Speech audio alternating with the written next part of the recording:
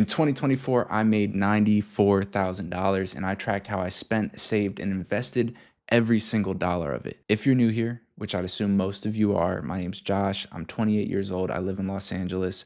And I started this YouTube channel a little bit under a year ago to document my journey to financial freedom and share what I'm learning along the way. Because I think it's super important to talk about money and be open about these things and to learn and become financially literate. Now, this YouTube channel makes me exactly $0.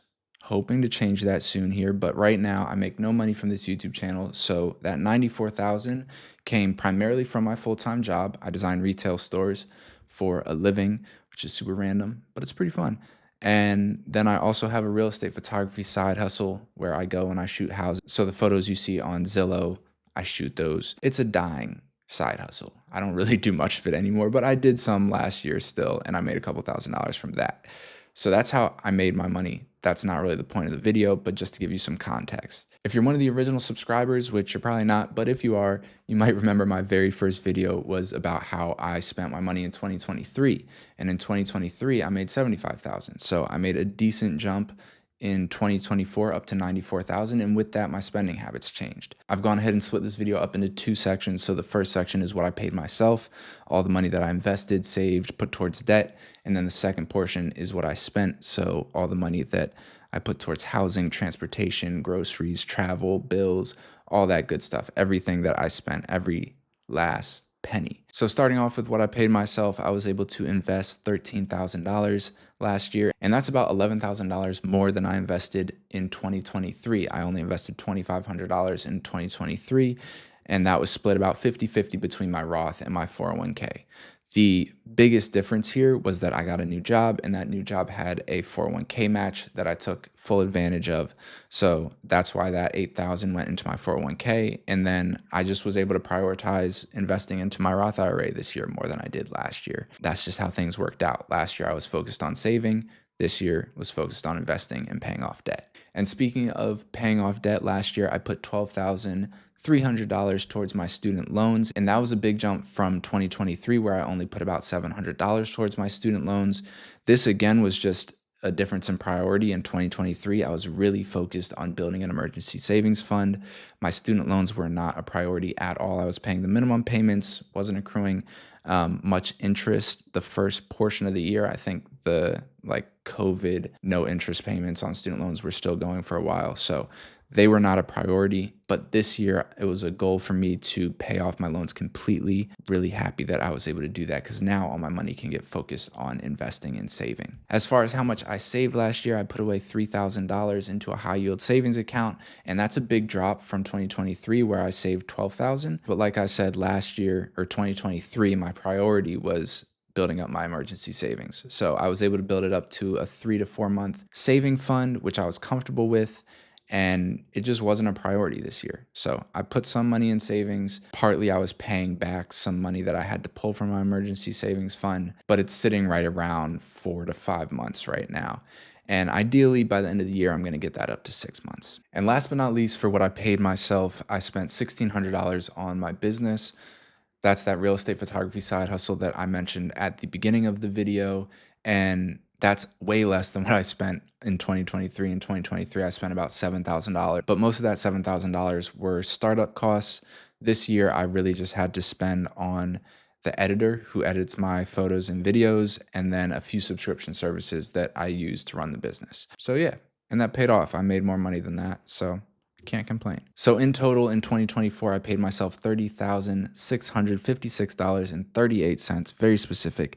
And that money went towards investing, paying off debt, saving, and funding my side hustle. Compared to last year in 2023, I paid myself $23,422.53, so about a $7,000 increase. And that $30,000 that I paid myself equates to about 32% of the income that I brought in this year. So I'm really happy with that. My goal is to always save and invest, pay myself at least 25% of my income, of my pre-tax income. And so I hit that, I cleared that, and I actually just barely beat the percentage that I paid myself in 2023, which was 31%. So that's what I paid myself. Now on to the fun stuff, how I spent all my money. And this is where things get dark. I'm fucking around. Starting off with housing, that was hands down my biggest expense last year, and it cost me $18,000, which is basically double what I spent the year prior at around $9,700. The main difference here was that I paid rent all year long. In 2023, I lived with family for about half the year, so my living expenses were about half as much as they were this year. Not much you can do about that. I live in Los Angeles.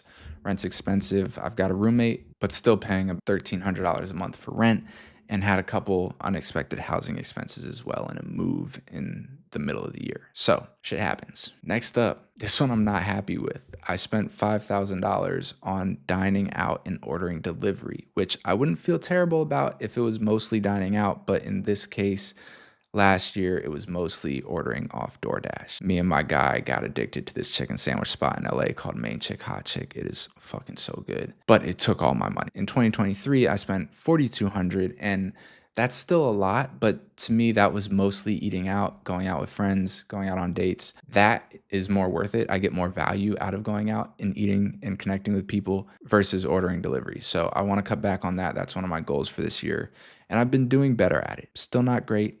Still got some work to do, but I'm getting better, and that's all we can ask. My goal is ideally to get this number down to like $3,000, and that be mostly eating out. And then the rest, that other $2,000 that I spent this year, I would love that to go literally anywhere else, but ideally travel or investing or health and wellness or gifts, something like that. Literally anything other than ordering delivery. Next up, miscellaneous spending, which is just terrible. Terrible that it is so high on this list, but I spent $4,500 last year on who knows what. This is up from $1,200 the year before. And this is terrible. Like, this should not have happened. And the reason this number is so high is because I had a bunch of expenses. How I track my expenses, I go in at the end of every month. I look through all my credit card statements, all my bank statements, and all my Venmo transactions, all that stuff.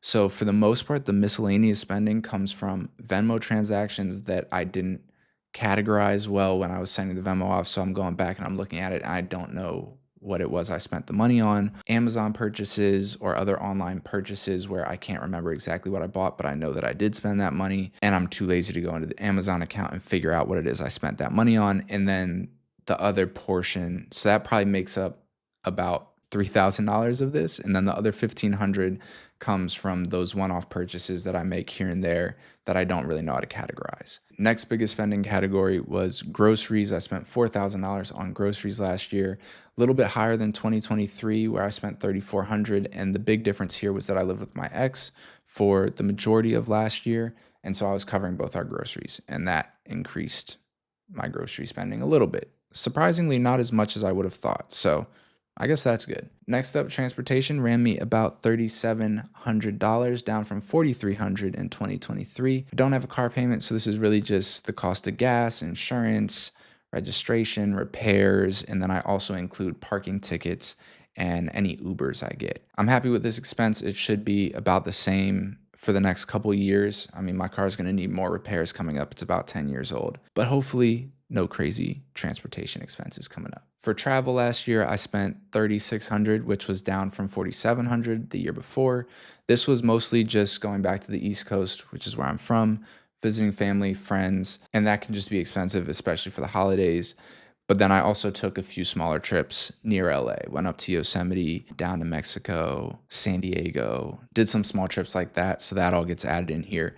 Honestly, I wish I had spent more on travel. That's one of the goals I have for this year, is to spend less on delivery and then spend more on travel, because that's something that I get a lot of value from, and I want to do more of it moving forward. I have the money to do it. I want to prioritize it. Coffee, this one's controversial, but I spent $2,000 on coffee in 2024, up from $1,700 in 2023.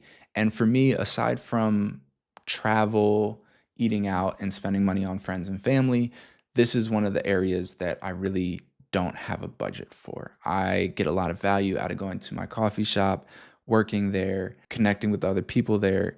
It is worth it to me. And so that's one of the areas in my finances where I allow myself to spend and not feel guilty about it, because I really value that. And I think it's important to have areas like this in your finances where you don't have to feel shame every time you spend money. Obviously, you need to be able to afford it. If it's not reasonable for you to be spending the money in that area, then you shouldn't spend the money in that area. But if you're doing everything else right, you're investing, you're saving, you're making sure your bills are paid, your rent's paid, food's on the table, and you want to spend money on coffee, or you want to spend money on going out and getting drinks, and you want to spend money on traveling, whatever it is for you that brings you joy, that brings you value, you should have an area or two in your finances where you allow yourself to not feel guilty about it. I think it's really easy to be way too hard on yourself about money. It's not the end of the world if you go spend $5 on a cup of coffee, as long as you can afford it. Now, unfortunately, for me, this expense is going to drop significantly this year because I now have to work in the office 5 days a week. I don't go get coffee before I go to the office. I just get the office coffee.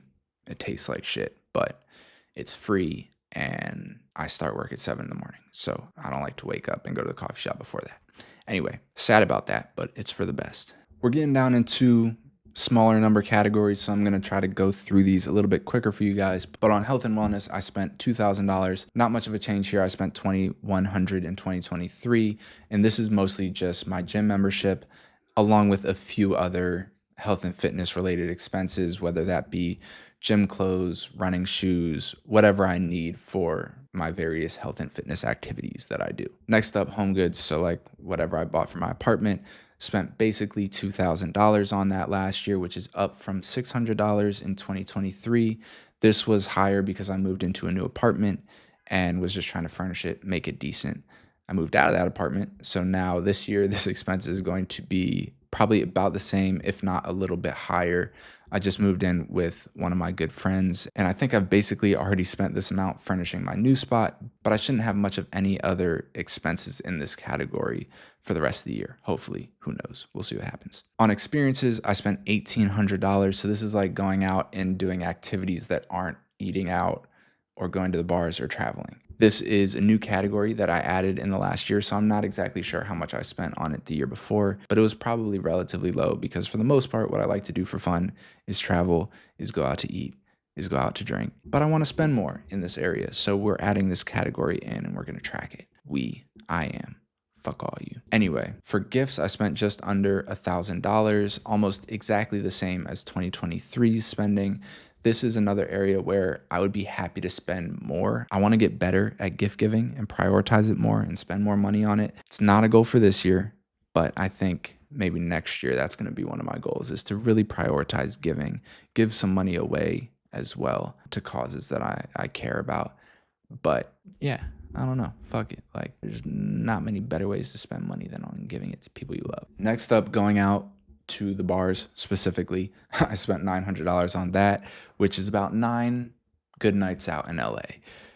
Not mad about that. This is another new category. I didn't track this last year, so I'm not exactly sure what the difference is, but I'd assume I spent about the same amount the year prior on going out to the bars. I don't go out often, but when I do go out, I like to buy myself drinks. I like to buy other people drinks, and LA is just fucking expensive. Like, you go out, you're going to spend at least $50, and that's only going to get you like 2-3 drinks. For my phone last year, I spent $695, $75 a month. This is a new category too. Last year, I had all my bills in one category. I got rid of that this year because I wanted to just categorize like all my bills related to housing are going into my housing cost. All my bills related to my car go into transportation cost. And the only one that was really left once I took all those bills out was my phone, so it gets its own category now. $695 on my phone, and that will be the same moving forward unless Verizon decides to fuck me. Subscriptions. I spent $600 on subscriptions this year. I had some sleeper subscriptions that I wasted money on this year. I was not happy about that, but back in January, I went through every subscription service that I have and got rid of all the ones that I don't use. So this year, this should be way less. So in total, in 2024, I spent $52,396.86. That's up almost $19,000 from 2023, where I spent $33,203.29. Now, 9,000 of this is understandable because I wasn't living with family like I was in 2023. My housing expense was a lot more expensive. The other 10K, given that I only increased my income by 20,000, and I say only like that's a small amount, that was huge for me. That was awesome. But I wish I hadn't spent as much as I did, specifically on dining out in that miscellaneous category. So hopefully this year, cutting back on those. I might still spend that 10K, but I want to spend it on travel. I want to spend it on health and on gifts and on the things that really bring me value. And ideally, I'd like to take some of that 10K and invest it and save it as well. What's a little concerning between this year and last, and I don't know how this happened, I spent way less on taxes. So I only spent about $11,000 on taxes this year. And I spent about 19 on taxes last year. So if you have a tax guide, please let me know, because I think I'm doing something wrong and I should probably figure that out. And that's pretty much it. You now know every little detail about my finances for 2024. As for next year, I've got some big goals. I've pulled this plan out a couple times before in prior videos, but basically I have an income goal for every year and then an amount that I want to invest each month. And I have goals for those and they shift each year. But last year, my goal was to make $90,000 and invest $1,500 a month. I cleared both of those. This year, the goal is to make $100,000 and invest $2,000 per month. So far, I'm on track to hit both of those goals, which is great, but there's a lot more time left in the year. Who knows what's going to happen, but I will update you guys somewhere around this time next year. On top of that, on top of those goals, I really want to start bringing in money from this YouTube channel as well. That's part of the goal of this channel. As much as I might love to think that it's just about sharing my journey and just about spreading financial literacy, I also want to make some money off of this. So that is one of my goals, is just to start bringing in literally anything, 20 bucks a month, 100 bucks a month, 1,000 bucks a month, whatever it is, I'll be happy with it. I'm excited because I'm getting close to being monetized on this channel. A couple more you guys subscribe and we'll be good. As for my other side hustle though, the real estate photography that I mentioned, I don't expect to make any money from that moving forward. If one of my good clients hits me up and has a job that I feel like I want to do, I'll do it. But that hasn't happened recently. I haven't been putting any energy, any time into maintaining those relationships because YouTube's taking all my side hustle energy. And I'm having a lot of fun with it. So I'm going to keep investing my time and my energy on YouTube and making these videos for you guys. Thank you for watching. I really appreciate it. Any feedback or questions you have, go ahead and drop those in the comments. I love connecting with you guys. And yeah, I'll catch you guys in the next one. Peace. 7 o'clock on the dot. 1 hour recording. Let's fucking go.